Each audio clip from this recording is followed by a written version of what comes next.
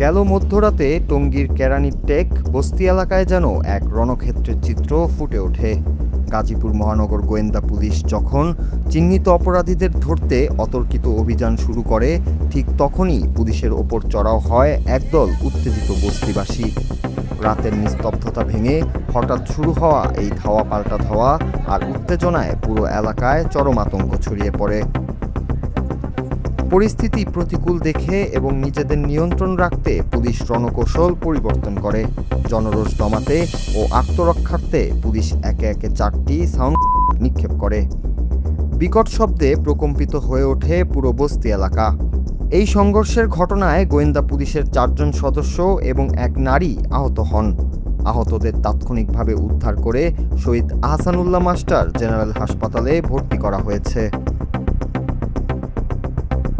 এত বাধা আর হামলার মুখেও পিছু হটেনি ডিবি পুলিশ। সাঁড়াশি অভিযান চালিয়ে ঘটনাস্থল থেকে যুবদল নেতাসহ মোট 7 জনকে আটক করা হয়েছে।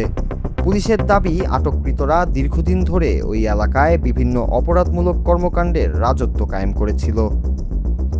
তাদের বিরুদ্ধে ছিনতাই ও চাঁদাবাজি সহ একাধিক গুরুতর অভিযোগ রয়েছে, যা খতিয়ে দেখছে আইনশৃঙ্খলা রক্ষাকারী বাহিনী।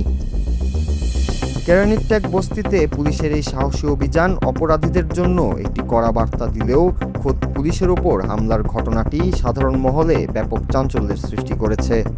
বর্তমানে ওই এলাকার পরিস্থিতি পুলিশের নিয়ন্ত্রণে থাকলেও সাধারণ মানুষের মনে এখনও থমথমে ভাব বিরাজ করছে। অপরাধ নির্মূলে ডিবি পুলিশের এমন কঠোর অবস্থানকে সাধুবাদ জানাচ্ছেন স্থানীয় সচেতন মহল। Bangla TV news desk.